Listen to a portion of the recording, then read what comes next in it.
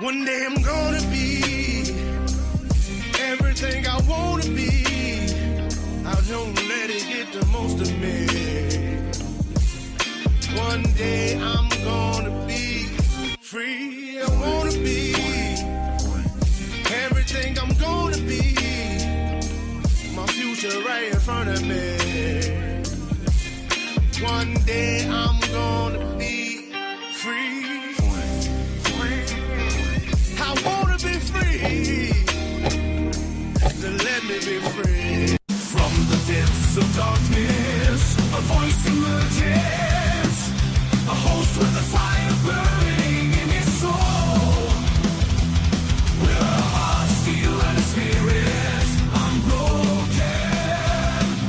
He rides on two wheels ready to claim his throne. Amidst the chaos and the thunderous roar.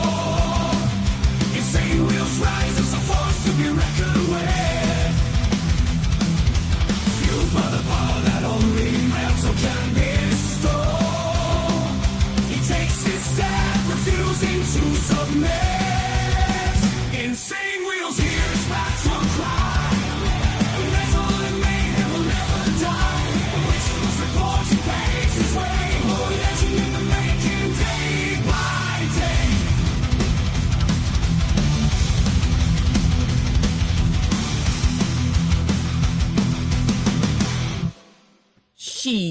Good morning, good morning. Hopefully everyone's enjoying themselves. I definitely know the hell we are, man. Great to see everyone in the chat.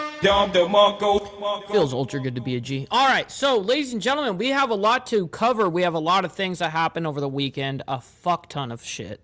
I'm sure that many of you guys, like myself, during the weekend, I try my best not to overindulge in the news. It's kind of like what I do Monday through Friday. So I kind of like to have a little time to myself, and but still I did keep up with the headlines. But nonetheless, if you guys didn't, we have some updates on a whole bunch of shit. But nonetheless, the way that I have this titled is National Guardsmen shooting latest, as well as Russia-Ukraine peace talks, and Luigi Mangione hearings are to happen today, is scheduled to happen today, and we have those updates for you guys. Now, that obviously I can't put everything that I'm going to be talking about into the title because it'd be wildly too long, but nonetheless, I'll go ahead and read you guys what we've got basically on the radar for this morning. All right, so we have the breaking news of when the Afghan national targets Fort Worth, Texas, I suppose, and also he gets arrested and caught, whatever, and identity comes out, and so we have all that information on dude. Now, another interesting development that happened over the weekend, I think it even happened on Friday, if I'm remembering correctly. I think it happened Friday afternoon, evening, something like that, maybe even Saturday, can't really remember. But nonetheless, Trump says he ends or plans to end immigration from third world countries. And we have him and actually him talking about the whole thing and saying we've got to do this. So that'll be super interesting. Now, another ordeal that happened, as you guys know, there was Black Friday, obviously this last Friday, and there was a big mass shooting, or a mall shooting. I shouldn't say mass shooting. It was a mall shooting. That's what they're classifying it as 3 wounded by gunfire. So they're not calling it a mass shooting. But nonetheless, we have that story for you guys. I guess it happened at Westfield Valley Fair Mall in San Jose, California, according to the San Jose police, which is up there, up north, Northern California. Nonetheless, President Trump says Venezuela airspace should be closed, and he says it should be considered closed. Whether you're a narco-terrorist, whether you're a human trafficker, whether you are the air, pilots, or whatever the case is, Trump is saying, consider the airspace of Venezuela closed. Now, people are going to ask, Mike, is that legal? Well, not really, but can he actually do that on a practical level where he can use force to make shit happen? Absolutely. So that's what's happening there. Another interesting development that happened over the weekend, because we have a lot of things going on with Russia, Ukraine. Energy infrastructure in Ukraine struck an overnight Russia attack. And yes, it shut down, like, I think something to the effect of like hundreds of thousands, like 600,000 people without energy, meaning electricity. So you got to remember, you know, over there, it can be pretty fucking cold over there. Now, I think right now it's not. I think it is pretty fucking bad, actually, because they're Northern Hemisphere, right? So yeah, it's got to be pretty bad. Anyways, yeah, it's got to be cold during these times.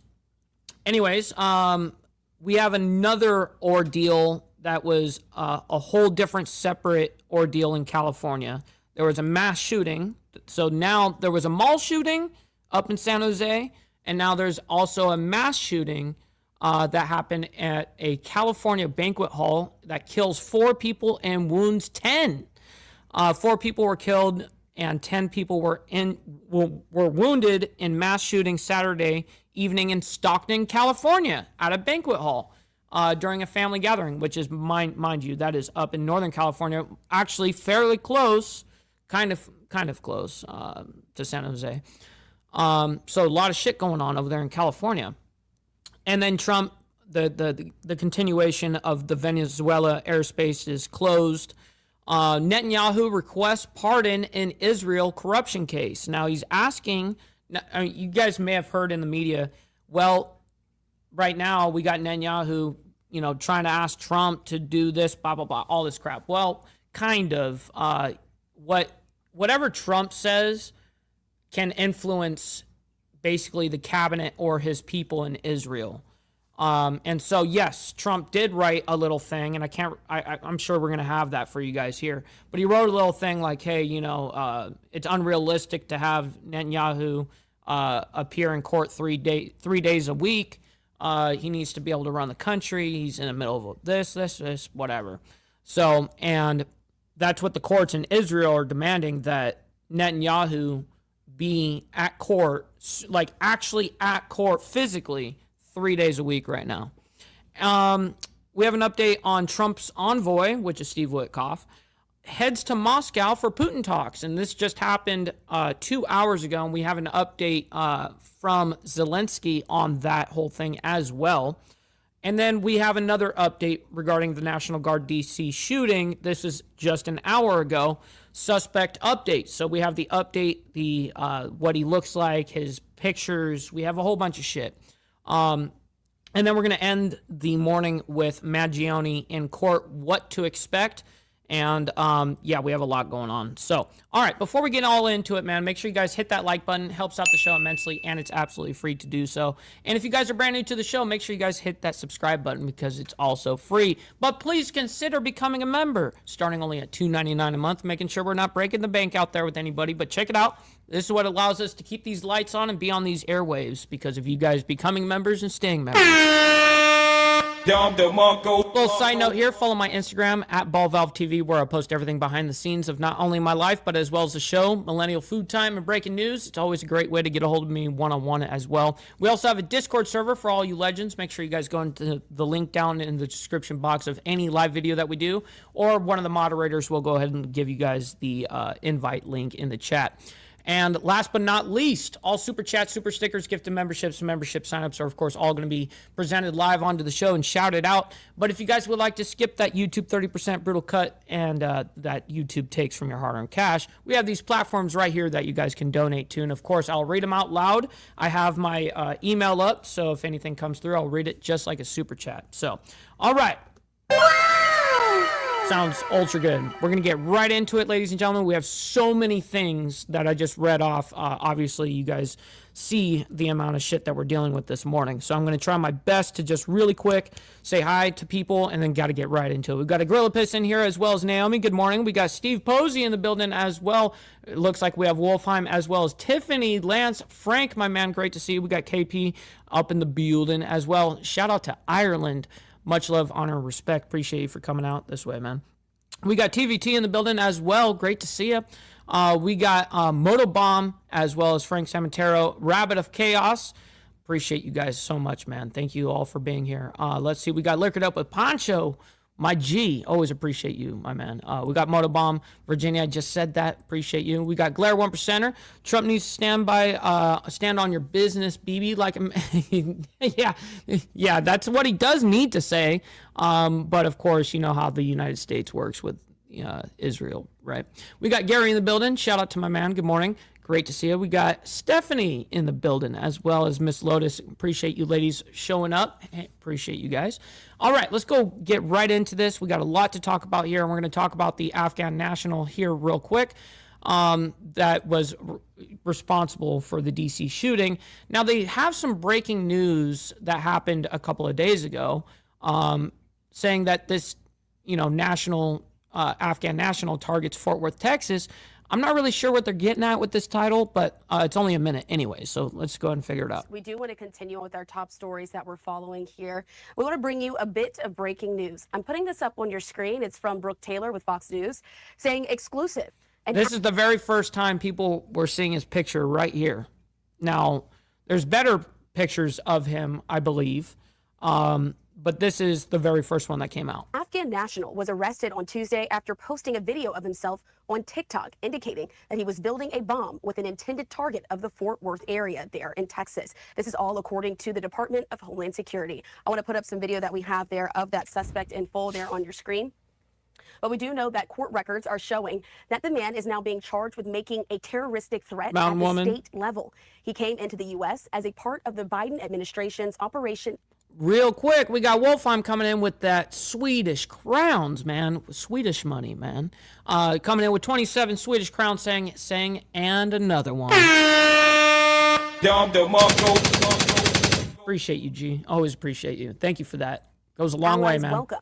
Just like the D.C. shooting suspect. On September 7th of 2022, he was admitted as a lawful permanent resident. ICE has currently lodged a detainer on him. Once again, that is the current update that we have there from Fox News. Is Brooke Taylor, with them now reporting there that the Afghan national was charging Fort Worth, Texas, has now been arrested, according to the Department of Homeland Security. Brutal. All right, so we're not going to get too much out of this. This was just the original breaking news regarding him, okay? And we got Roger in the building. Shout out to my man. Always appreciate you. Hopefully you're enjoying your morning so far. Definitely know the hell we are over here. By the way, little side note here, make sure you guys hit that like button. Always appreciate you guys. And also make sure you guys double tap that screen if you're on the vertical side, man. We got lots of you guys in here. Make sure you guys do that for me.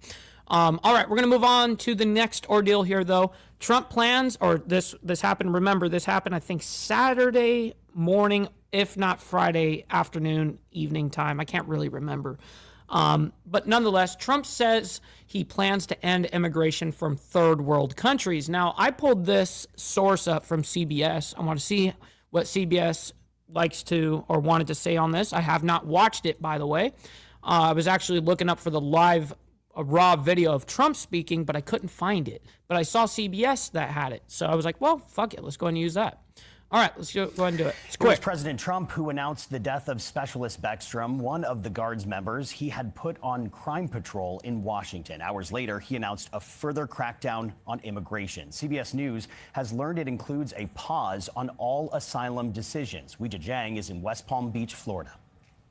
President Trump announced he would permanently pause migration from, quote, third world countries. He is also threatening to revoke U.S. That's a W, by the way. Citizenship from foreign-born Americans who undermine domestic tranquility, and calling for a review of all green card holders from 19 countries of concern, including Iran, Venezuela, and Afghanistan. When you let the people come Yeah, in. who the fuck wants to go there anyways? We got Pitbull over there in the UK. Appreciate you, my man. Great to see you in the chat. Always appreciate you. Great to see you. All right, here he goes. Here goes Trump on his diatribe here. Well, diatribe, I shouldn't say that. What he has to say. He didn't go on a diatribe. People come in by the thousands and thousands and thousands. They made a terrible mistake. As the Afghan war came to... What? They didn't play the rest of what he was saying there? Okay, they're going to do it. Good. chaotic end in 2021. A program called Operation Allies Welcome allowed more than 76,000 Afghan nationals into the United States. Yeah, and by the way, the Biden administration was calming the American public during this time because this was a contentious thing that was happening. And the Biden administration sat there and said, well, no, guys, we've vetted them. We've done everything, blah, blah, blah. Well, Trump's going to go ahead and kind of do a little bit of a, proof of, hey, we didn't really vet these guys, even if we did. I mean, but nonetheless, we got Sterling Wheel coming in with the gifted membership, making it rain in here, man. I very much appreciate that, kind sir. Hopefully you're enjoying your morning. Great to see you. We got my man Straight Jacket in the building as well, saying top of the morning, y'all. Great to see you. All right, let's go and get right back into this. Many of them, including the shooting suspect, had worked with the U.S. CBS News' Nancy Cordes asked President Trump about that. He was vetted, and the vetting came up clean. He went cuckoo. I mean, he went nuts. And that happens, too. It happens too often with these people. You see them. But look, this is how they come in. This is how they're standing on top of each other. God damn, look at that. So look at that bus of a plane basically just bussing these fucking people in. I mean, by the hundreds and hundreds and hundreds. Almost probably like 800 people per plane ride? 900, 1,000 they're stacking up in that picture right there? That's how they're coming over? Holy shit. Department of Homeland Security says it will be reviewed. Why didn't you guys allow Trump to speak the rest of what he was saying there? What the fuck? Oh, you guys are fucking lame over there on CBS. I want to see Trump say it by himself. Let's go and see if we can find that. I want to hear him say this shit. I do want to bring in Gerard Felitti, the senior counsel for the Lawfare Project, to help this is not what I want. Down. Thank you so much for being here with us today. Nope. I'm on a mission right now, bro. See, this is all cap. I want to see the actual statement from him. Not the United States. Let's see if we can get a video. No one wants to present the real video of Trump. That's crazy. I want to find that where he was saying exactly what he said. How come no one is showing that video? That's so strange. You guys saw him speaking there. I want to get that exact video and can't find it. Soon, we're going to prepare to support counter-narcotics operations in the ground, maritime, and air domains. That's happening right now, it says. I'm not really sure what that is, though. All right, well, that sucks that we can't even get the raw footage of that, which is ridiculous. It's absolutely fucking ridiculous that this shit is fucking... Look, I can't find it. Literally, Trump freezes immigration. I'll even type in from third world countries.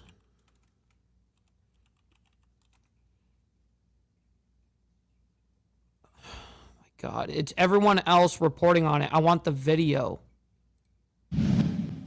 Well, tonight, President Trump says he will pause. You guys suck, man. The mainstream media, this is why people fucking hate you people over there in the mainstream. Because you guys suck. You guys do this shit on purpose. I hate you guys. Just crazy. All right, we're moving on. I'm not going to stick on it. All right, Black Friday mall shooting. Now, there was two shootings, major shootings that happened over the weekend in California, Northern California, actually, in particular. We have one in San Jose, which is this one we're about to talk about here. But there was also a mass shooting in Stockton that just happened the very next day. So this is Black Friday over there in San Jose. There was a mall shooting, 3 wounded by gunfire. Let's go ahead and bring that up for you guys right now, and we'll go ahead and talk about it real quick, and we'll get into the rest of the stories. Right now, I do want to take you out to a story that we are following out of the area of San Jose, California. Take a look at your screen as there was essentially pandemonium here at a mall over in San Jose. All of this on Black Friday is shot right now. We know that 3 people were shot at the Westfield Valley Fair Mall on Friday afternoon, and authorities are investigating. This is some of the video that is coming in from our Fox 2 San Francisco KTVU team that's out there following this. Now, the San Jose Police Department posting on X just after 6 p.m. local time that officers were at the mall investigating reports of a shooting, which was reported just minutes earlier. The shooting happened outside of the women's Macy's. That's on the second floor of the mall. Video taken from those inside the mall showed people screaming and running for safety, as well as dozens of other people taking shelter in the hallway. Tyler Pena of Morgan Hill said, quote, What's the name of the mall? Let me see if it says 3 people were wounded in a shooting on Black Friday at Westfield Valley Fair Mall in San Jose, California.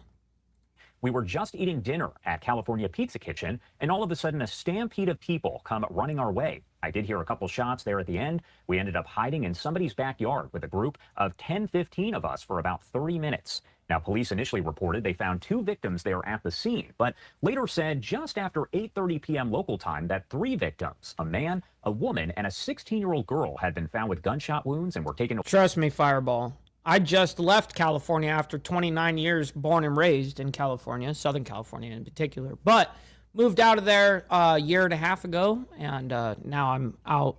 Finally, I got out of California, right? A hospital for treatment. Their injuries were believed to be non-life-threatening. The police department later said the shooting, quote, appears to be an isolated incident and not an active shooting. The department saying a male suspect fled the scene of the shooting before police were able to get there, and they believe he used a handgun. A sergeant there with the San Jose Police Department. No, you don't say. They used a handgun to do this. Department saying it was not targeting unsuspecting shoppers. Something had occurred between this man and one of our victims, and then the shooting occurred. However, we're still trying to figure out what transpired prior to the shooting. Well, that's why that's why I care. I want to know what and why this happened. So if you don't know, let's go and fast forward a little bit here to someone that may know. And remains outstanding. The incident. Hold on. I want to hear whatever this report is. An adult female and it erupted in. Our team filing this. Shoppers say it was a chaotic and terrifying scene as gunfire erupted inside Valley Fair Mall just after 5:30 p.m. on Black Friday.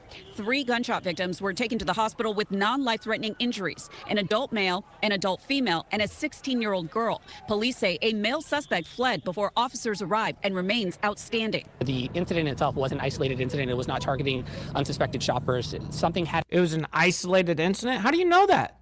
Gang violence or something? Like, why don't you go ahead and name how you know that? You just said that with certainty. I want to know that, by the way. And I've got another question for you. Why are you gay? Just asking. It occurred between this male and one of our victims transpired, and then the shooting occurred. However, we're still trying to determine exactly what transpired prior to the shooting. SJPD says the 2 female victims are believed to be bystanders at this stage in the investigation. The shooting happened just outside the women's Macy's on the 2nd floor of the mall. I was in Macy's shopping for lipsticks with my mom and my brother, and we heard like loud bang sounds, and so we didn't think much of it. We thought like maybe something fell or something, and then you thought something fell when you hear a gunshot? Multiple gunshots at that. But oh yeah, I hear a gunshot. Oh yeah, something must have just fell off the shelf. Man, these motherfuckers. Stop the cap. We heard it continuously, and then glass shattered, so we ducked down, and then it kept coming, so we started running out. Videos circulating on social media show a mob of people running past the. What's up, Hardwire, my man? Great to see you in the chat. We got over 100 of you guys in the chat right now. Make sure you guys do me a humongous favor and double tap that screen if you're on the vertical side.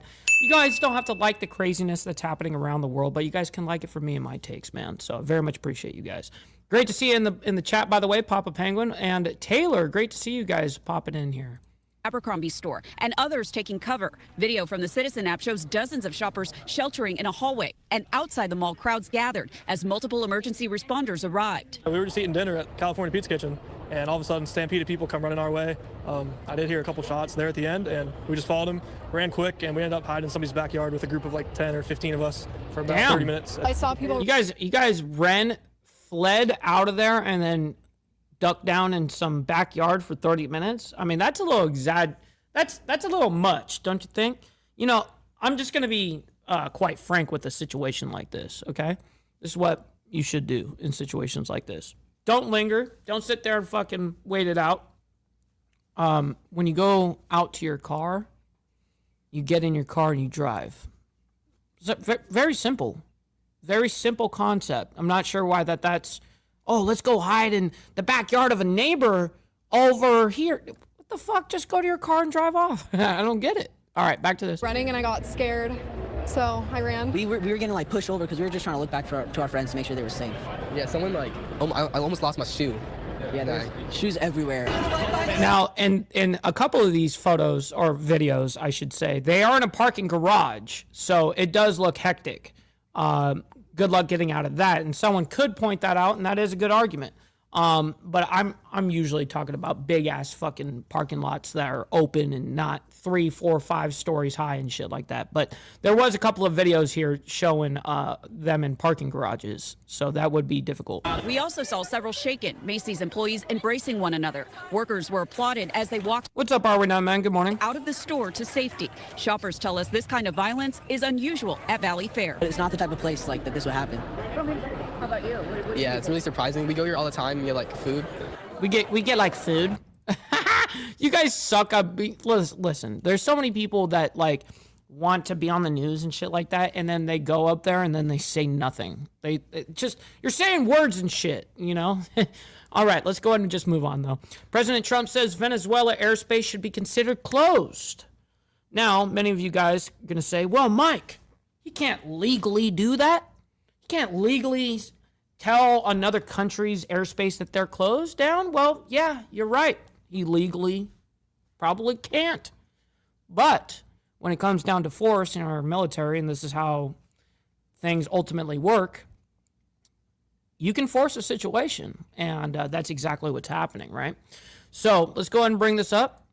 And just because it can't happen theoretically legally doesn't mean it can't happen practically. Live look at the White House on this Saturday afternoon, 2:17 in the nation's capital. President Trump saying on Saturday that the airspace above and surrounding Venezuela should be considered closed in its entirety, but he gave no further details as Washington is ramping up its pressure on President Nixon. Yep, I get you, Papa. I mean, especially in California, I would actually guess that the majority of Californians, at least in the major cities, have not shot firearms. The majority of normal people, you know? Like, yeah, I grew up in the city. I grew up, you know, in Southern California.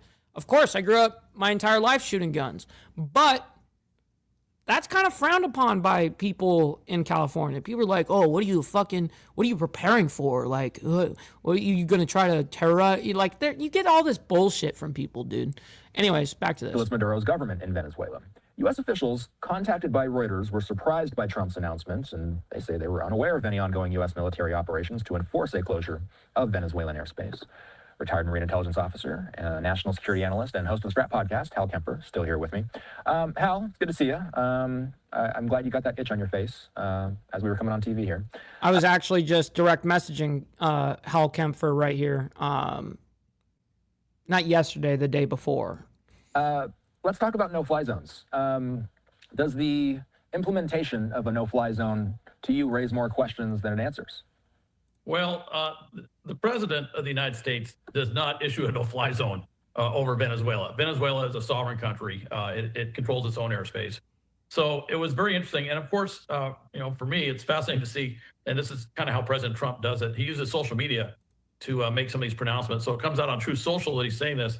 And so I wasn't, and actually I was, when I heard that, obviously we caught some of our own officials off guard, I wasn't completely surprised that something like that might happen because we don't have a way to impose that. Now, if we're flying military operations, just like when you're doing training out at sea, you put a notice to mariners that you're actually doing a naval exercise or something out at sea. Do the same thing. If you're doing a lot of aviation stuff, you'll put out a notice that you need to avoid this airspace.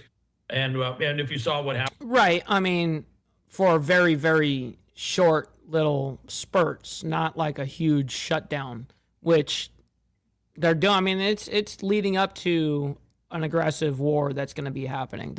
Just as a political analyst, we're going to see some shit go down here. Happened, last June when they had the 12-day war between Iran and Israel. There was a lot of notice to airlines and to avoid certain airspace because of missiles and planes and drones and everything else out there, and they complied.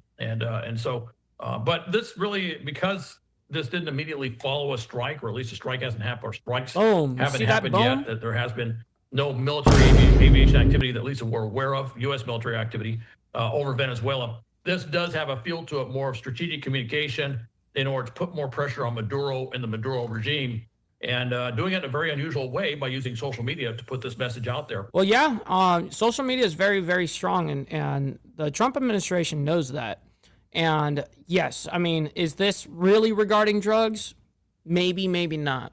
I would bank on the side of probably not, probably wanting regime change of some sort and want to get Maduro out and someone in that they can control, right? That's essentially what I see happening. And of course, that's one of those things is for the airlines, knowing there's a carrier task force sitting off the coast, knowing that there's all this other U.S. military capability sitting right off the coast, when they're told this by the U.S., if they don't want to believe it, their insurance carriers will sure as heck tell them, no, you're not flying. What the fuck? You know, you will not be insured if you fly over Venezuela. And that usually quells their desire to do those flights. And that further isolates Venezuela, and it makes it more difficult for Venezuela to operate as a nation state in the region and around the world. And I think that's part of the purpose there, was to actually put that pressure on them without, and I've seen President Trump do this many times, he'll put something out there, but he didn't actually do anything. He just said something, and then there's a huge reaction on the other end. So if we talk about what a no-fly zone means, is every no-fly zone the same, Hal? Will the nature No, they're not. of a no-fly zone differ based on what the U.S.'s intentions might be? Yeah, well, no-fly zone by definition means nobody fly in that zone. Right. And then there's restricted various other Yeah, there's different levels to this shit. types of restricted aviation or restricted flying zones where they may allow certain things to happen, but other things not to happen. This one's pretty much a blanket, says no fly. All right, nobody's supposed to fly there because it's so hazardous, and that's basically what it's saying. Particularly aimed at civil aviation, particularly aimed at big airliners, stopping them from flying where they have a lot flying in and out, obviously, of passengers in the back of the aircraft, and they don't want to put an aircraft like that in harm's way. That's kind of aimed at that direction, and certainly for large cargo aircraft, it would be the same thing. But it also applies to other types of aircraft. You know, small civil aircraft flying around, and actually, though I'm sure the Venezuelan military would say, well, it doesn't apply to us because it's the president, you know, whatever they want to say. They also will. Well, yeah, until your shit starts getting shot down from the U.S. military, and then you're gonna be like, oh, wait, we can't fly here. They'll make them stop doing it, stop flying around. If all of a sudden anything that flies in that area is getting shot down, all of a sudden it will be shut down, whether Venezuela says it is or is not. Take notice of the fact that if they put anything up in the air, that it would certainly be much easier to identify it if there's no other clutter in that airspace. And so they realize that by doing this, we have made whatever they're flying at any given time that much easier to identify and acquire as a potential target. So this is what the president sent out on social media. You mentioned that he made this announcement online. This is what it said. This is what I was hoping we would see on this video. So as soon as we finish with this tweet, we'll move on into Russia, Ukraine a bit, and the attack that happened on the energy infrastructure in Ukraine that was struck overnight by Russia. So anyways. To all airlines, pilots, drug dealers, and human traffickers, please consider the airspace above and surrounding Venezuela to be closed in its entirety. Thank you for your attention to this matter. What are examples of other no-fly zones that have had to be implemented either now? That's a pretty pimp way to say it. You know what I mean? I'm not going to lie. To all airlines, pilots, drug dealers, and human traffickers, please consider the airspace above and surrounding Venezuela to be closed in its entirety. Shit. Oh, shit! Oh, shit! Shots fired. All right, we're moving on, though. We got lots to get through. We still got like 1, 2, 3, 4, 5, 6, 7 fucking stories to get through, and we're already 33 minutes in. And I try to bring this all down into 1 hour, so I appreciate you guys hitting that like button. We've got 182 of you guys in here. Make sure you guys double tap that screen to like the video on the vertical side, and as well as hit the like button on the horizontal side. I very much appreciate that. You guys don't have to like the craziness around the world, but you guys can like it for me and my takes and what I do here, and appreciate that. All right, we're moving on, though. Russia, Ukraine, let's get into it. Shit. All right, you're watching live now. I'm Austin Westfall. We've been getting these images in. This was posted by Ukrainian President Vladimir. This was another drone attack. Now, let me go ahead and read this to you guys really quick. More than 600,000 people in Kyiv region of Ukraine were without power on Saturday morning after an overnight Russia attack. So for them, it was Friday night, Saturday morning when the attack happened, early Saturday morning, after an overnight Russia attack. According to the BBC, Ukraine's energy ministry attributed the power loss to missile and drone strikes on energy infrastructure around the city and several other regions.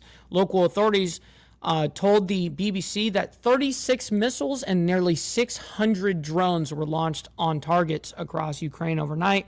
3 were killed and dozens were injured. Ukrainian president released a statement on social media condemning the strikes, of course. These attacks come as the Trump administration continues to lead the efforts to reach a peace deal between Russia and Ukraine. National security analyst Hal Kempfer joins, which is going to be great because, obviously Hal, he's I like him because he just sticks to the fucking facts. He doesn't sit here with a narrative or nothing. It's straight what it is, and I really appreciate that. Obviously, as you guys know, that's what I do here. So Zelensky on social media, he is showing images of the latest attack on Ukrainian energy infrastructure by the Russians. The BBC, with some reporting, they say more than 600,000 people in Kyiv, really 500,000 in Kyiv, and then another 100,000 people in the wider region, according to the BBC, are without power on Saturday morning after an overnight Russian attack. Ukraine's energy ministry attributing the power losses to missiles and drone strikes on energy infrastructure in the city and several other regions. The BBC, citing local authorities, says that around 36 missiles and nearly 600 drones were launched on targets. That's a lot of fucking money right there. 36 missiles and 600 drones. God damn. And just so you know, Russia buys their drones from Iran. They have, what are they called? They're called the God damn it, I just forgot. It'll come to my mind what they're actually called. Shahed drones. I think that's what they're called, Shahed drones. Across Ukraine overnight, killing 3 people and injuring dozens. What's up, of Bob? others. Great to see you, by the way. Kemper, still here with us. He's the host of the Strap podcast. Hal, when we look at an attack like this, hitting energy infrastructure carries weight. What's up, Black Legionnaire? Hey, by the way, this is the man right here. We're talking about Russia, Ukraine in this particular segment right here. This is Hal Kempfer, and who I was talking about, one of my main sources for Russia, Ukraine. And so here he is. We just had this conversation this morning. It's funny. But does it carry a little extra weight when we're heading into wintertime? Well, it has of course. huge weight and a multiple. Well, that's exactly why Putin did an energy infrastructure attack, because it puts pressure on the civilians and and of course ultimately to Zelensky and his cabinet and all of that. The government puts a humongous amount of pressure, because now people can die without power. I mean, we're talking about, it's fucking cold there right now. It's cold. So it is not summertime. Of course, it's that's why it's happening. Levels. First off, this is not the first time. This war's been going on for almost 4 years. And this is not the first time the Russians have said, let's hit their energy infrastructure and literally freeze. Shahed. Thank you. I couldn't remember in my head the exact spelling of it. Shahed. Thank you. That's right. Population. Let that winter that's so famous in Ukraine and Russia, let them do the work for us. And of course, the Russians are very famous for using winter as a military tool in previous wars. In fact, all the previous wars, I think. So that's why their focus is on hitting energy infrastructure. And of course, they look at energy infrastructure where it will take the Ukrainians a long time to rebuild so they can get the most lasting destructive force impact on society as part of this. That's one level. There's another level, which is a political level, and that is this corruption issue that's going on. You have Andrei Yermak, the President Zelensky's chief of staff, just had to resign Friday.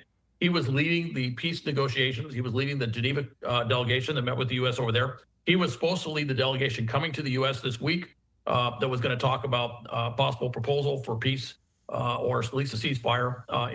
Well, and also just a little side note, Steve Witkoff, the U.S. envoy, right now is traveling to Moscow to meet with Putin, just so everyone knows that is happening right now. And I actually have some update on that war. And he's out. He's completely out. Why? Because he's tied to this corruption scandal involving about $100 billion in the energy infrastructure and their energy infrastructure ministry.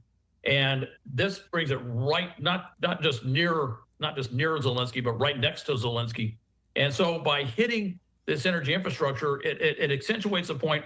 Think of all that corruption, think of all that lost investment that could have gone to reinforcing the energy infrastructure of Ukraine. So it kind of reinforces a political point. Don't think that for 1 second, is lost on the Kremlin. That is part of their psychological operations against the Ukrainian population.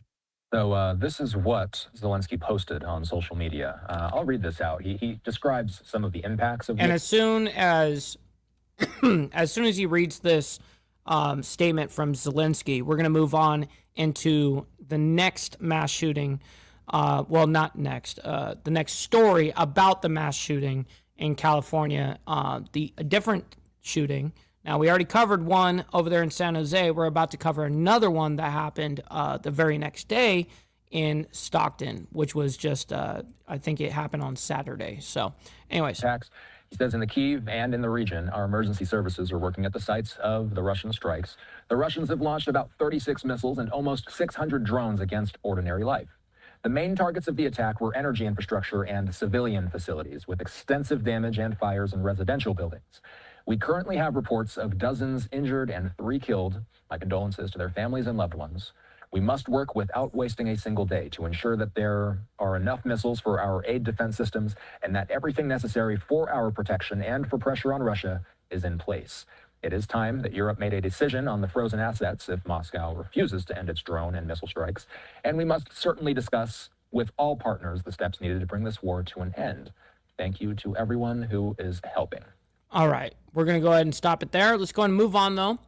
As I told you guys, a mass shooting at a California banquet hall kills 4 and wounds 10. Let's go ahead and bring that up, and we'll talk about it a little bit here. Good morning, everyone, and welcome in here on Live Now from Fox. We are approaching the top of the hour here, 7:57 over on the East Coast, and it is 4:57 on the West Coast. My name is Josh Breslow, and I'll be here with you for the next several hours as we break down all of your top stories and live events from across the country and across the world. Right now, I do want to call your attention to the video that you're looking at right there on the right-hand side of your screen, just coming into our newsroom as we are following some breaking news right here off the top. Now, we have learned out of Stockton, California, that at least 4 people have died and several more injured in a shooting that happened at a child's birthday party. At a child's birthday party, yo. Like, people are, like, you guys can't help yourselves. You just can't help yourselves. It's so sad for the kids, bro. And even for the ones that survive it, whatever, like, now that's engraved in these kids. Like, so fucking lame, bro. That there's only a few things that really, like, grind my gears, and that's one of them. This happening late last night. Now, the county sheriff's office there receiving a report, they say, around 6 p.m. local time about a shooting over on Lucille Avenue. The Stockton Vice Mayor, Jason Lee, writing on Facebook that the shooting occurred at a child's birthday party and initially reported that the party was taking place at an ice cream shop in the area. You actually see it in some of the video there. Oh, yeah, let's go shoot up a whole fucking ice cream shop of kids. Why? However, sheriff's officials later clarified that the party and the shooting there actually occurred at a banquet hall nearby.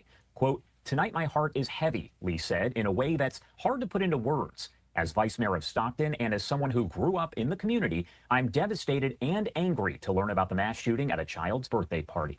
Heather Brent with the sheriff's office said at a news conference that 14 people in total were shot there. Of those 14, 4 of them died of their injuries. Now, man, 14 people were shot and 4 were killed and 10 are wounded. Now, who's to say that they're going to survive the 10 that got shot? That's so far, that was just the breaking of it. Fortunately, police do say there is the potential that some others could pass away. The victims, including children. Oh, my God. The victims, including children, dude. Oh, my God. This is now making me really upset. And adults, and they've said that a preliminary investigation indicates that the shooting, quote, may have been a targeted incident. We do have this news conference that was held overnight with several different officials, and I do want to play it out for the first time right now on Live Now from Fox. What we have confirmed at this time is that there was a banquet hall where a family was celebrating. We have 14 victims of this shooting. 4 of those are deceased. The victims have been transported to local hospitals throughout the area. This is a very active and ongoing investigation. Information remains very limited at this time. Early indications suggest that this may be a targeted incident. Targeted? Investigators are... What kind of... Why? Why was it targeted? What makes you think it was targeted? Was gang members around? Was it... You figured out that they're flagging a different flag? What's the deal? Exploring all possibilities at this time. Detectives are working diligently to determine the circumstances leading up to this incident. We are urging anyone with information, whether it's videotape, surveillance, maybe you're... Yeah, so they're directly not saying much about it, and they're keeping that within themselves, and they're going to the public, which means that they need information, they need help, which is oftentimes this is how you get shit solved. Honestly, you go to the public, and damn, bro. In the area and you saw something, to please contact the San Joaquin County Sheriff's Office. Our number one priority right now is identifying the suspect in this incident. We're very grateful for our local law enforcement agencies. We have called out several agencies to come in and assist, including Manteca Police Department, Stockton PD. We've got the District Attorney's Office. We have the FBI. Again, our number one priority is ensuring that we find that suspect and hold them accountable. Do you have the ages of the victims? Ages range from juvenile to adult. I don't have specific ages that I can release at this time. Do you know if multiple people fired guns or if it was just one person? That's under investigation at this time. The question was, do you know if there's multiple people shooting? And she doesn't know. Were the victims inside or outside of the venue? To my understanding, and again, I'll correct this if needed, but to my understanding that the victims were inside of the banquet hall. What is the name of the banquet hall? I'll have to provide that at a later time. Why? What was happening at the banquet hall? To my understanding, it was a family gathering. The mayor said it was something to do with... It was a family gathering. That's information that's coming in at this time. I do not have that to confirm. Where's the suspect? We're working to locate the suspect at this time. Oh, they don't. Yeah, so they don't know who the suspect is. Actually, It's more than one person. That's information that we'll have to confirm at a later time. Were any firearms recovered at the scene? they I at don't have least that information for you at they this at time. least don't have him in custody. Description of the vehicle? The investigation on the... Oh, Black Legionnaire, man, I very much appreciate you, bro. You don't feel obligated, man. But anything always helps. But listen, man, make sure that you cover you and yours first. You know, always, bro. So thank you for the consideration there. We will not be releasing that information at this time. Everything is under investigation. Are you able to share which direction the banquet hall is in, if it's further down Fulton or on Lucille? So behind us, I don't know if you guys can see it, there's a Dairy Queen. Inside that parking area, there is a banquet hall. So It's further down. City or county? County. The sheriff's office is handling this investigation at this time. All right, so it sounds like we're not going to get much more information out of this lady. Let's see what this lady talks about right up here. Let me go and get her when she gets on stage here. This is Thanksgiving weekend. This is when families come together, celebrate, share memories. Yeah, so you're just gonna give us an emotional appeal right now? I don't need that. I just need facts. I just want facts. And yes, extremely sad situation here. It's miserable, absolutely. But I would like to know the facts of what's happening. As well as the Stockton mayor speaking about that incident happening overnight there. They do confirm at least 4 people are dead and 10 others have been wounded, but they say they will provide more information here as the day does progress, and so does the investigation. A lot still left to figure out, but you heard from the sheriff's office that this could potentially be a targeted incident that happened at a child's birthday party. Initially, the vice mayor saying this was at an ice cream shop, which appeared to be a Dairy Queen there. However, we did later... It was actually at a banquet hall. Learn from the sheriff's office it was actually at a nearby banquet hall where that child's birthday party was being held. They're urging anyone who might have information to give them a call, as they do say. Yep. So Google sucks. Unfortunately, no. They didn't release any information when she was asked about this whole thing. Do you have do you have the suspect? Do you have the suspect in custody? And she says, we're trying to locate him. So I don't know if they actually know the person's name at this point, or if they do, and they just haven't found him yet, obviously, to put him in custody. So anyways, unfortunate situation there. All right, we're going to go ahead and move on, though. Let's see, we already covered Venezuela, but there was an update on that. I don't know why they're giving me a different update on this. We got so much other shit to go through. We already covered my thoughts on Venezuela anyways. We'll move on. So Netanyahu requests pardon in Israel corruption case. So there's been, as you guys probably heard on social media a little bit, Trump was asked by Netanyahu to basically help him with his own government, essentially. Because his own government is trying to essentially have him in court 3 days a week right now. And even Netanyahu's like, dude, it's not feasible. There's no way I can run this country and be in court 3 days a week. It's it's an impossibility. Like, can't do it. So Trump also wrote that to, his people over there, whatever they call the judicial system over there, whatever. Nonetheless, we've got some information on this. Not a fuck ton of it, but because it's actually a fairly short segment here. It's only like 2.5 minutes, but we're going to go ahead and bring this up and talk about it nonetheless. And here we go. Make sure you guys hit that like button for me and double tap that screen on the vertical side. Always appreciate all your guys' engagement. We have 100, or actually it just jumped up, 209 people in here. Make sure you guys hit that like button for us. Very much appreciate it. And I do want to take you back out to some breaking news that we are following as we do stay international here. We do have a live look over Gaza outside of one of the hospitals in that area, as we are now learning that Prime Minister Netanyahu of Israel has requested a pardon from President Herzog, and the information coming in from the government there in Israel in a statement. Let's lift up this statement right here as we read it to you in part. It does say, a short while ago, Prime Minister Benjamin Netanyahu submitted a request for a pardon to President Isaac Herzog. The request was... Oh, okay. So I thought, I got it conflicted here. So I thought I heard it was Trump that was trying to somehow, help with their system. And I'm like, how the fuck does that make sense? Okay, now I totally got it. I must have read it too quick or something. But nonetheless, it's not the U.S. president. So I'm actually very appreciative that it's not. So glad on that. So it's the president of Israel, okay? President Isaac Herzog. Interesting. Here we go. Submitted to the legal department of the office of the president by the prime minister's lawyer, Amit Haddad.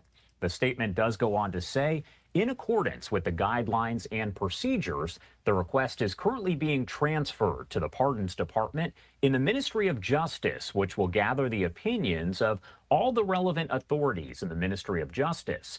Following this, their opinions will be transferred to the legal advisor in the office of the president and her team to formulate an additional opinion for the president. Again, that is part of the statement. Yeah, and you know what's funny is I don't know much about this guy, to be 100,000% honest with you guys, from the Israel's president. That was released there by the Israeli government office, as we know that Netanyahu has now officially requested that pardon. Now, as we take a live look once again over Gaza, I do want to remind you here that the ceasefire in that area, it is remaining fragile at this point, but technically still intact. What's up, my man, Ray? Always appreciate Ray's Moto Life, man. Great to see you in the chat, man. Now, the president of Israel does have the power to grant pardons to those convicted in court, and even before legal proceedings finish. What's up, Adriano? Good morning to you. Great to see you. Earlier this month, Netanyahu did insist that he would not request a pardon for his corruption trial if it meant admitting any kind of guilt. President Trump also writing to Herzog to ask him to pardon Netanyahu. Okay, so it was Trump. It was Trump. So President Trump asked President of Israel. Okay, there it was. Netanyahu charged, of course. I thought I was going insane. With 1 count of bribery, as well as 3 counts each of fraud and breach of trust in 3 separate cases relating to corruption. By the way, shout out to Ireland over there, Keith. Much appreciated. Hopefully you're enjoying your afternoon, actually, for you. It's morning for me, 10:54 in the morning. Allegations against him. His trial did begin all the way back in 2020 and is far from reaching an end. Again, we do know that Netanyahu now officially asking for a pardon from President Herzog. We'll keep you posted here on Live Now from Fox as we do get more. And of course, I'll give you guys the update as we go through. We report news Monday through Friday. That's what we do here. You know what I mean? Oh my God! All right, real quick, we got to do a little intermission here. Just remember to embrace yourself. embrace those fuck ups. I'm just saying. Don't beat yourself up over past mistakes. You are going to fuck up again in the future, quite possibly in a most spectacular fashion. Why worry about yesterday's fuck ups when you have tomorrow's fuck ups to look forward to?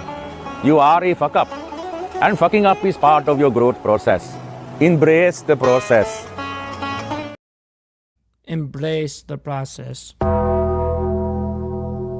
Sounds good. All right. So Trump's envoy heads over to Moscow for Putin talks as of 3 hours ago. So he is headed over there to Moscow as we speak. Let's go ahead and bring this up. Steve Witkoff is going to be headed over there. Joining and us we'll talk about now to it. do a deep dive on everything that we know so far is Ivana Stradner. She is with the Foundation for... What's up, Rebecca, by the way? Good morning to you up there in Canada. The Defense of Democracies. Ivana, good to have you on again. Wonderful to talk to you again. All right, so let's just start with the latest that we know so far. Before we get to the talks that Zelensky's having with Macron at the moment, over the weekend, Secretary of State Marco Rubio meeting with some heads of state for Ukraine. They're continuing to work. Oh man, I very much appreciate that, Black Legionnaire. Shit, man, that's I take that as the highest honor. Appreciate on this that. peace plan. Both sides seem optimistic, but what do we know? Limited details have been released. So very little details indeed have been released, so we can only talk about some speculations. The very first fact that Mr. Rubio emphasized that it's important to prepare Ukraine, for prosperity, it's extremely important, not only in terms of economic developments, because... Now, if I remember correctly, just a little heads up here, I love being objective about things, and I do recognize when people are objective about facts and when people are biased. Now, I may be wrong, but from what I remember, this lady right here is extremely biased to Ukraine. So just keep that in mind here. As Ukraine has been struggling a lot economically for the past few years, which is but true. Ukraine That is true. Indeed has a massive potential for economic improvements and also businesses with the United States. But in order for that to happen, the war really has to stop. And I think Mr. Rubio absolutely understands why sovereignty for Ukraine matters, something that Russia has been trying to take away, because Putin does not even recognize Ukraine truly as a country. He wants to subjugate it, and he believes that that should be part of Russia's part of Russia. And it goes all the way, back to the history. No, he's just saying that he can absolutely take it by force if he wants. Essentially, he doesn't really give a fuck about Ukraine as long as you don't fucking bring NATO on his doorstep. That's all he gives a fuck about, honestly. I mean, now, of course, is he going to use this as a reason to do what he wants on a war effort? Of course. But here's my end of the story with these guys, okay? Just so everyone gets it clear. Fuck Zelensky and fuck Putin. Fuck them both. I'm not in the best interest of the United States, so fuck them. How Putin understands this conflict, going back to all his historical demands when it comes to negotiations. So also I'm very pleased, that Ukraine has been discussing all of those issues. We will see if Ukraine has been asked to cede the territory. I don't think so, and I really hope not, because Russia has been asking for ceding the territory, whether in Donbass, Crimea, et cetera, and all those, also territory that Russia has not even captured. And that would be a dream come true for Putin. But I want to, Carol, just zoom out and to put something really in the context, which is very important to understand. As we are heading towards more negotiations and more talks, I think it's very important to understand why Putin needs to buy more time now. Okay, I really don't care about any of that shit, to be quite honest. Now I want to get to if there's any update here. I think there is. Let me go ahead and see what it is. In other words, no, she's just talking over pictures here. Ceding. Okay, so let me see if they bring up a tweet here. Infrastructure. If we turn now to Europe, how are they also helping to back Ukraine, and what kind of, ammo, I'm not sure if that's the right word, but even like weaponry, what kind of interesting, they don't show live it. That's very interesting. All right, we're gonna move on though. National Guard DC shooter suspect update. This came out as of 2 hours ago. So this is our latest update regarding this guy and regarding the Afghan national. Let's go ahead and bring this up and we'll talk about it a little bit. We are continuing to follow any and all developments regarding the 2 National Guards members who were shot in Washington, D.C. near the White House just last week. I want to bring us out to this, an image that we have at the White House over in D.C. Now, President Trump saying on Sunday that he has invited the family of a National Guard member that was fatally shot last week, saying he spoke to her parents and they were devastated. Oh, man, I have gone over that a million times, Black Legionnaire. You're going to have to go back and past content, man. I'm going to spare the chat, bro. I want to bring up some of the photos from both of those members. And even if people were saying the same thing, asking the same question about Putin, I would give the same answer. That we have here. So take a look at this. Sarah Beckstorm is the one who passed away. Now, her colleague, Andrew Wolf, remains in critical condition. The president says he's discussed a White House visit for the parents of both members of the West Virginia National Guard. In recent days, local vigils in West Virginia have honored the soldiers, including one Saturday evening at Webster County High School, where Beckstrom attended classes. Beckstrom was 20 and Wolf is 24. They were deployed with the West Virginia National Guard as part of President Trump's aggressive crime-fighting plan that federalized the D.C. police force. Joining us now to discuss this even further is Scott Duffy. He's a retired special agent. And Scott, good to see you, although not under these circumstances. Of course not. Yes, good morning, Corell. So the FBI heavily involved in this investigation, and you really know what that's like when they pull all the stops to try to figure out really the motive, remaining one of the most important things, and also trying to get some more background on the suspect who was an Afghan national. But it has been a few days since this incident occurred. So, Scott, where does this investigation stand today? What is most important at the moment? Yeah, so the FBI, I'm glad to see that the FBI, especially the Joint Terrorism Task Force, was brought in order to look at all aspects of this investigation. So you have an individual that traveled the United States from the West Coast to the East Coast. What was his intention? Why not any type of harm in between? What was his intention when he arrived in D.C.? Was this something that was planned from the moment that he left his home to the time that he arrived in D.C.? And so the investigation is important to determine the level of the charges, right? So you have now a homicide, you have a murder investigation that is taking place. You have an aggravated assault, you have an active shooter that came to the United States. And we're not going to talk about terrorism? To shoot not only into a crowd, but what all intents purposes seems to be that of our National Guard, those in uniform protecting and serving the people of Washington, D.C. and the United States. So getting into the mindset is important. An interview, not only an interview of the subject, if that's possible, but also of everyone that the subject had some sort of contact. You want to know what's the sad truth about that, Black Legionnaire? Is that goes for the majority of topics. That goes for pretty much everything. There are a lot of people that love to say they have all these incredible conviction in their stance, but they have no fucking information. Like, you have no reason to actually think that way because you don't know the fucking facts.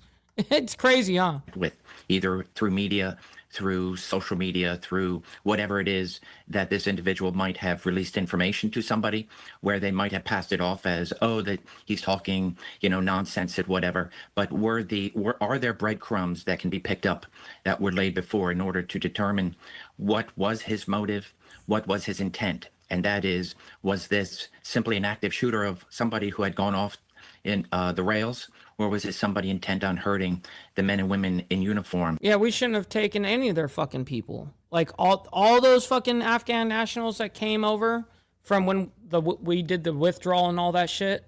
I was totally against all of that. I was 100,000% against all that. I was like, we should not be bringing these motherfuckers over right now, bro. Like, that's not a good idea for our people. And to target that of the United States. I want to put up a social media post here, courtesy of Reuters. It includes a photo of that suspect. He is a 29-year-old Afghan national. He is facing Shouldn't have brought any of them. First-degree murder, 2 counts of assault with intent to kill while armed in the shooting. And this post says this: U.S. authorities believe the Afghan immigrant accused of ambushing National Guard members in Washington, D.C. was not radicalized until after he came to the U.S. So that's interesting, this aspect here. Scott, how does the FBI track perhaps possible outlets that could radicalize an individual after they get to the U.S.? And it might not even be... See, here's your fuck up here, Black Legionnaire. Here's your fuck up with me, in my opinion, on the situation. You got to remember, I'm thinking as an American, okay? America. That's my only interest. I don't give a fuck about Russia. I don't give a fuck about Ukraine. I don't give a fuck about either of them. So you got to remember that, okay? You have a different legion to them because you even fought for them. Of course, you're going to have a different opinion with the war efforts between Russia and Ukraine in your country over there. Of course, 1,000%. But from my interest, I don't give a fuck about neither of you. Don't give a fuck about you. Domestic outlets, but it can You know also what I mean? be international outlets as well. Correct. So getting into the individual social media, whatever it is that this person might have had contact with whoever. So for example, at work, going through work computers, their phones, do they have multiple phones, their home computers, jumping on families' computers if there's more than one computer, in order to determine who this person was in contact with, if any. Could have been a lone wolf who had simply gone on and listened to information, and perhaps there is a mental health component as well to where this person becomes driven and must go and complete his plan. So it is ultimately going to come down to interviews of family members, friends, colleagues. It is also going to be using our international partners, not only the FBI is well situated throughout offices around the world, but also with our intel partners to determine what was going on with this. Well, so now are you just talking about what you're going to do? I mean, like this is great and all, but like I would like to actually get some sort of decent information out of this. Now, here is the actual guy here. This is courtesy of the FBI, by the way. Let's go and bring this up because we really haven't talked about it. Right? And any other platforms that they may be going through. So ultimately, it is not a one-on-one, face-to-face interview, getting to know that individual, getting to know their mindset, their intent, and whatnot, and then being able to, as best as possible, track whatever movements prior to coming to this country. So it's a well-layered process where multiple agencies throughout, and it is methodical when done properly, and ultimately to as best as they can to say, okay, this person poses no threat, there's no evidence of any threat, and no mitigating or any type of evidence to show that this person is not looking to come here to the United States to hurt somebody, but to actually be able to live, to be free, and to contribute to that of our society. And then one final question, Scott. I don't think we need another question from him. I think that is the most that we're going to get from that. Now, because we have this in the title, we're going to run this, even though we're out of time already. We're 7 minutes over, but we're going to go ahead and do this because it's in the fucking title. Regards to Luigi Mangione and his hearing here. This is the guy that shot the healthcare executive. I forget what the healthcare guy's name was, but nonetheless. Anyways, we've got this. We're going to go ahead and bring this up for you guys, and we'll talk about it a little bit here. And we have the breaking of it supposed to be happening, and then we have an update from there. And my camera's lagging. Fuck, I got to reset it. Hold on.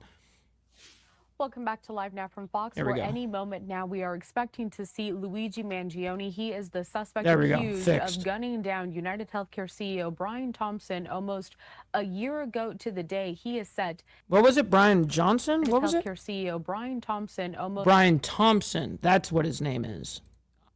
All right. Very, I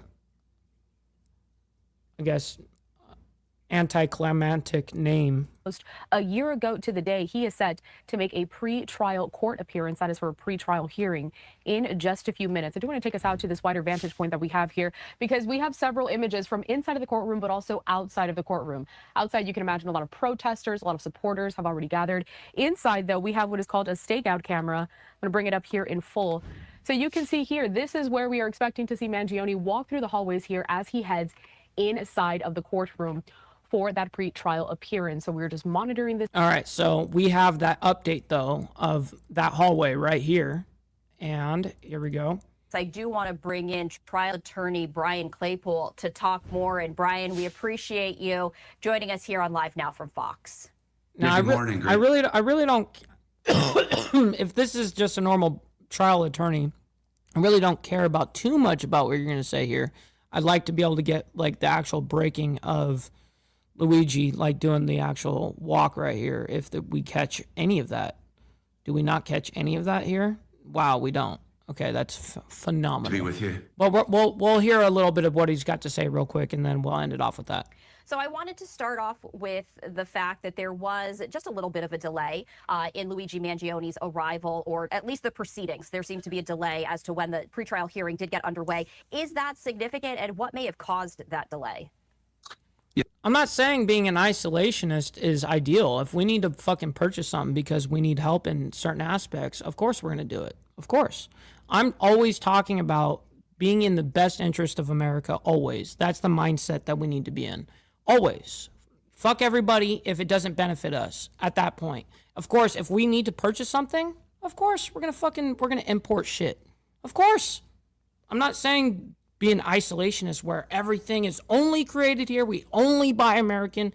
We're going to fucking legislate where we can only have like India. Fuck no, we're not going to do that. Of course, no. I'm not into that kind of ideology. You know what I mean? So people love to conflate my position though. Yeah, I don't think it's significant. And the likely cause of the delay is probably witness availability because there are going to be some witnesses being called in this hearing, and if witnesses, for example, are running late, they can't be there on time, then the court would likely wait a little bit for the witnesses. So I think that's probably what's happening here, but not a big deal. I also wanted to ask you, because typically we do see Luigi Mangione walking, shackled, but, many times in civilian clothes into the courtroom itself. And I did want to That's right, Kel. bring in this live look once again for our viewers. So this is the vantage point that we typically see. This is the hallway leading into the courtroom. However, that didn't happen today. We didn't see him walk through the hallways. We just got word that he was inside the courtroom itself, bypassing that media row. Can you explain perhaps the reason behind that, as we've seen him do so previously? I really don't give a fuck about that though. Let's go ahead and speed this up a little bit here. He's chatting with one of his attorneys. What do you glean, if at anything, from this photo? Yeah, great question. I think Mangione's lawyers are trying to portray him to the judge. Wow, man. Black Legionnaire coming in hot with the 20 spot, bro. Let's go. Sending it out, bro. I very much appreciate you. Thank you, kind sir. That goes a long way. Making it rain up in here. Let's go, man. Very much appreciate that. That goes a long way. As, hey, look, he's just an average human being. He's dressed up nicely today. He's not in his orange jumpsuit. His lawyers, I think, also won a request to have at least one of his hands not be handcuffed so that he'd be able to write and take notes. So expect him to be jotting down notes as well. He's talking to his lawyers. He's being engaged. They want to portray him as, hey, look, he's just like your next door neighbor. This can't be a cold-blooded murderer. And then the police presence, is likely because of what you've mentioned at the onset, which is he's had a lot of people like wanting to say hi to him, kind of grab at him. They think he's a hero for having murdered somebody. So I think all of this is part of a ploy on the part of his lawyers to, in my opinion, create some type of juror nullification. What does that mean? That their hope is that Mangione can bond with potential jurors and actual jurors when this goes to trial. Yeah, I mean, that's the only way they can really play the case, is you have to play the heartstrings of the people. I mean, that's really your only, because you can't get away that you didn't murder this guy. Yeah, you did it. Of course you did it. There's video of you doing it. Yeah, you know what I mean? Like, yeah, you did it. All right, cool. Well, when it comes down to the situation, he's going to have to plea with, with the heartstring ordeal, appeal to emotion. You know what I mean? And that will help him in his case ultimately. But of course, he's not going to get much help. Obviously, he's not going to see the daylight again. So, anyways, with that being said, ladies and gentlemen, we are wrapped up for the morning. I can't thank each and every single one of you guys enough. Obviously, I can't do this shit without you guys. It's your guys' support that I'm able to do this Monday through Friday, let alone Monday through Saturday. We do Saturday morning for you guys, though, as members only. It's a great time and uncensored time. It's a great time, man. And Kel said, who did this dude kill? Do you remember the healthcare CEO? His name is Brian Thompson. That's the man that he killed. So It was an attack, on, there was a lot of, it was a deep ordeal, and that's where he's going to end up getting to a personal level with the jury, essentially, and that's what they were talking about in the last question. Anyways, that being said, stick around for the raid. We're going to be raiding you guys over to my buddy Rob Knorr. He's a great political commentator and debater. Make sure you guys go over there and hit his like button as well. I very much appreciate you guys' engagement. And like I said, I can't do this without you guys. All right, until tomorrow morning for more of the World's Madness as we continue down our truth train here, you know what I mean? That's what we're doing over here, our truth-seeking adventure. All right, much love, honor, respect, everybody, and God bless everyone. We'll talk to you guys very soon. From the depths of darkness, a voice emerges, a host with a fire burning in his soul. With a heart steel and a spirit unbroken, he rides on two wheels ready to claim his throne. Amidst the chaos and the thunderous roar, insane wheels rise as a force to be reckoned with. Fueled by the power that only metal can bestow, he takes his step, refusing to submit. Insane wheels, here it's back to a cloud.